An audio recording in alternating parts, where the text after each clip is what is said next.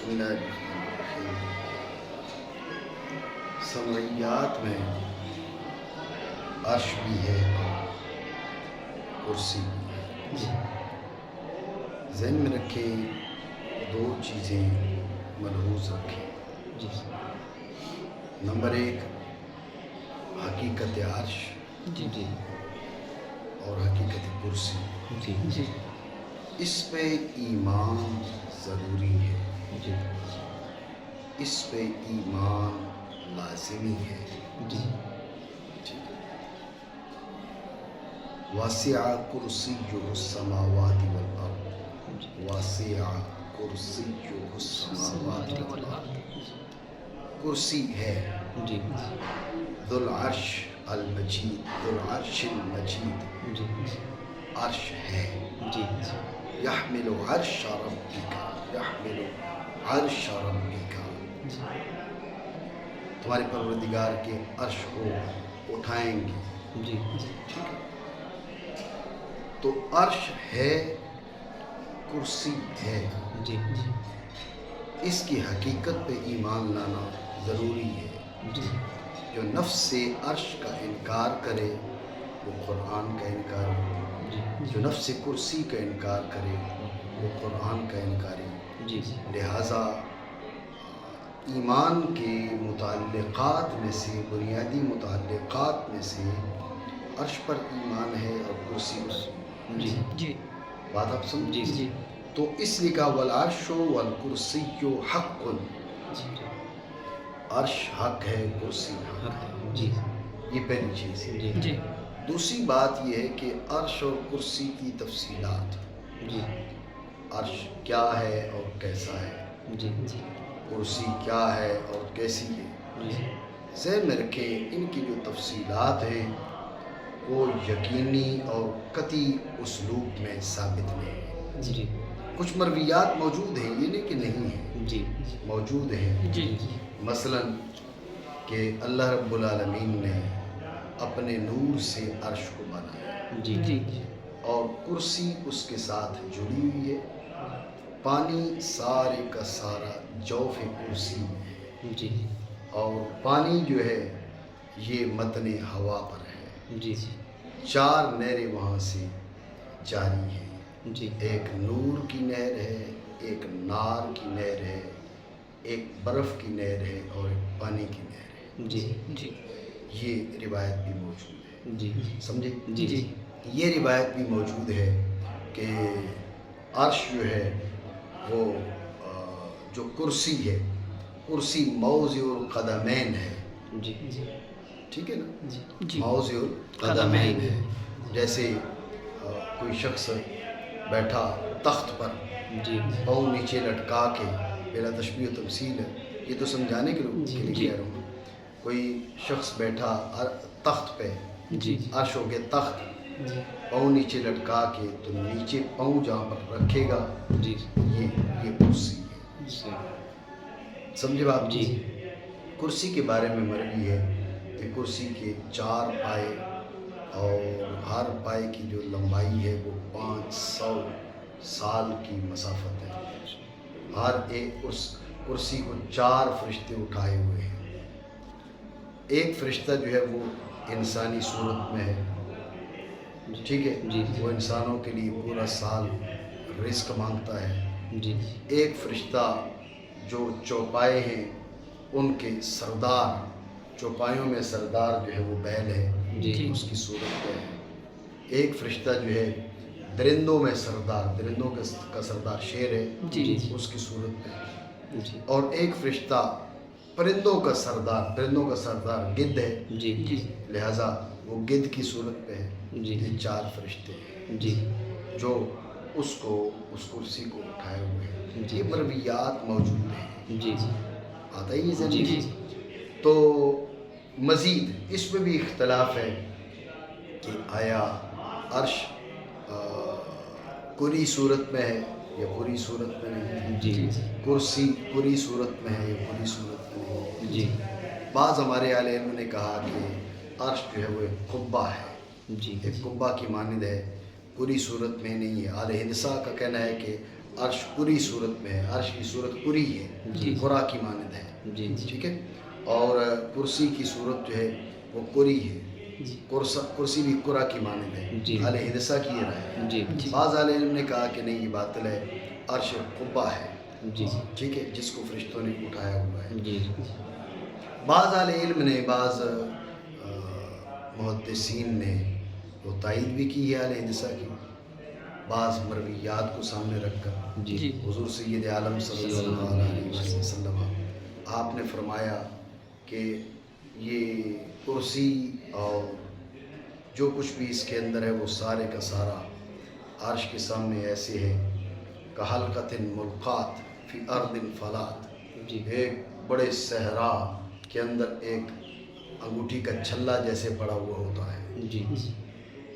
یہ حیثیت ہے عرش کے سامنے کرسی، اور کرسی کے اندر جو کچھ بھی ہے سب کی اجر کا حلقۃ ملقات کا حلقۃ، انگوٹھی کا چھلا وہ اس کی صورت قرا کی مانند ہوتی ہے، ٹھیک ہے، مستدیر ہوتا ہے، تو اس سے یہ سمجھا جا سکتا ہے کہ کرسی اور اس کے اندر جو کچھ بھی ہے اس کی صورت قری ہے، سمجھے بات کو؟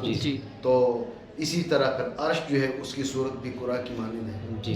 بعض مرویات میں ملتا ہے کہ ساتوں آسمان جو ہے وہ کرسی کے سامنے ساتوں آسمانوں کی حیثیت یہ کحلقۃ ملقات فی ارض فلات، پھر کرسی کی عرش کے سامنے یہی حیثیت ہے۔ ابو شیخ نے اس کو روایت کیا، کرسی کی عرش کے سامنے یہی حیثیت کا حلقۃ ملقات فی ارض فلات، اور عرش جو ہے وہ پانی پر ہے، جب آپ پانی پر چلے جائیں تو پانی کے سامنے عرش کی یہ حیثیت ہے، پانی جو ہے وہ ہوا پر ہے، ہوا کے سامنے جو ہے وہ اس پانی کی یہ حیثیت ہے کحلقۃ ملقات فی ارض فلات۔ بات آپ سمجھے؟ تو ان مرویات کے پیش نظر یہ کہا جا سکتا ہے کہ عرش وہ قری صورت میں ہے، کرسی قری صورت میں ہے، لیکن آپ کو یہ بتایا کہ یہ ایسے یقینی انداز میں تفصیلات ثابت نہیں ہے کہ کسی حتمی نتیجے پر پہنچا جائے اور اس اعتقاد کو ہی حتمی اعتقاد قرار دیا جائے۔ آپ سمجھے بات؟ تو لہٰذا جو تفصیلات ہیں ان کو یقین کا درجہ حاصل نہیں ہے۔ نفس عرش اور نفس کرسی اس پر اعتقاد اور ایمان ضروری ہے۔ بات آپ سمجھے؟ بعض گمراہ فرقوں نے کہا بھائی عرش سے مراد کیا ہے؟ ملک ہے، بادشاہی ہے، بس ساری جو ہے وہ تعویلات کر لو، ساری جو نصوص ہیں ان میں تعویلات کر لو۔ اگر عرش سے مراد بادشاہی ہے تو یحمل عرش ربک، تمہارے پروردگار کے عرش کو اٹھائیں گے، ٹھیک ہے، تمہارے پروردگار کے عرش کو اٹھائیں گے تو بادشاہی کو اٹھائیں گے، ایسا نہیں۔ تو عرش سے مراد جس میں نورانی ہے، صرف بادشاہی نہیں ہے، جس میں نورانی ہے، البتہ یہ ہے کہ وہ عرش سے پاک ہے، عرش پر بیٹھنے سے، وہ عرش سے منزہ، آگے چل کے بات آ رہی ہے۔ تو پھر عرش بنایا کیوں؟ جب اس پہ بیٹھے گا نہیں، بیٹھنے سے منزہ ہے، تو مجاہد کہتے ہیں کہ یجلس نبیہ الکریمہ یوم القیامت علی العرش، قیامت کے روز اللہ اپنے حبیب کریم کو اس عرش پہ بٹھائے، ٹھیک ہے نا؟ یہ نبی ہیں جن کے ہیں یہ مقام، خدا ہے جس کا مکان ہے، ٹھیک ہے نا؟ اور اسی طرح کہا عرش حق ہے مسند رفعت رسول اللہ کی، تو مسند رفعت آپ علیہ وآلہ علیہ السلام کی کہ وہ عرش باری عزہ اسمہ، رب مکان سے پاک ہے، عرش سے پاک ہے، اس پر بیٹھنے سے پاک ہے، بات سمجھے نہیں؟ تو بہر نفس عرش اور نفس کرسی اس پر ایمان ضروری ہے، جو اس کا انکار کرے وہ قرآن کا منکر ہے۔ اور عرش اور کرسی حق ہے، کہنا عرش اور کرسی حق ہے، تو عرش ہے تخت لغوی لحاظ سے، جس پر بادشاہ بیٹھتا ہے، تو اس سے وہم ہوتا ہے کہ شاید اللہ رب العالمین نے معاذ اللہ تخت بنایا اپنے بیٹھنے کے لیے، تو جو کسی پر بیٹھتا ہے کسی شے پر وہ اس کا محتاج ہوتا ہے، اس پر بیٹھنے کا محتاج ہوا، محتاجی تو ہوئی نا، تو اگر عرش بنایا بیٹھنے کے لیے عرش کا محتاج ہوا، عرش کی جانب محتاج ہوا، یہ تو شان خداوندی نہیں ہے. اس لیے کہا وَهُوَ عَزَّ وَجَلَّ مُسْتَغْنٍ عَنِ الْعَرْشِ، بنایا ہے لیکن عرش سے مستغنی ہے. کیا دلیل ہے کہ اگر معاذ اللہ توجہ رکھنا، معاذ اللہ عرش کی جانب محتاج ہو، جو محتاج ہے وہ واجب الوجود نہیں ہے. ٹھیک ہے، نیز اگر محتاج ہے تو پھر بنانے سے پہلے کیا معاملہ تھا؟ عرش کا خالق تو وہ ہے نا. جب عرش کا خالق وہ ہے تو عرش کی جانب محتاج ہے، تو عرش کو بنانے سے پہلے وہ حاجت پوری کیسے ہوتی تھی؟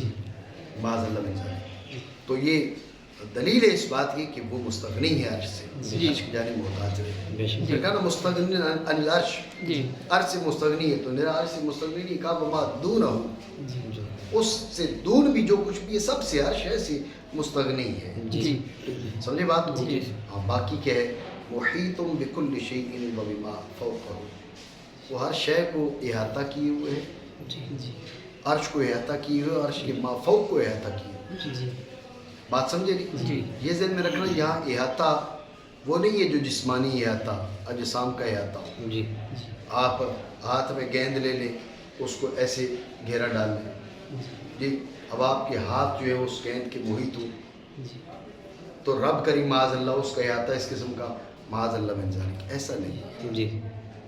اللہ کریم کا احاطہ علم سے ہے، قدرت سے ہے. اس کے احاطہ معاذ اللہ جسمانی احاطہ نہیں ہے. وہ ہر شے کو محیط ہے، اور عرش کو اور عرش کے ما فوق کو، عرش کے ما تحت کو، سب کو. بات سمجھے نہیں؟ را مخلوق کا قد اعجز عن الاحاطۃ خلقہ، مخلوق کو اپنے احاطہ سے اس نے عاجز کر دیا. مخلوق کی یہ ہمت نہیں ہے، مخلوق کی یہ حیثیت نہیں ہے کہ وہ خالق جل وعلا اس کا احاطہ کر سکے. ٹھیک ہے نا؟ کیونکہ محاط ہوتا ہے متناہی، جو نہایتوں سے منزہ، غایتوں سے منزہ، حدوں سے منزہ، اس کے احاطہ کیسے ہو سکتا ہے؟ اس کے احاطہ نہیں ہو سکتا. ٹھیک ہے نا؟ وہ ہر شے کو محیط، اس کو کوئی محیط نہیں. بات سمجھے نہیں؟ یہ بات اس لیے ذکر کر دی کہ عرش بہت بڑا جسم ہے، جسم نورانی ہے، لیکن کیا ہے؟ وہ احاطہ علم باری میں ہے، احاطہ قدرت باری میں ہے، لیکن اس کو کوئی محیط نہیں، ذات باری تعالیٰ کو کوئی محیط نہیں. بات سمجھے؟ اور عاجز کیا اس نے احاطہ سے اپنی مخلوق کو.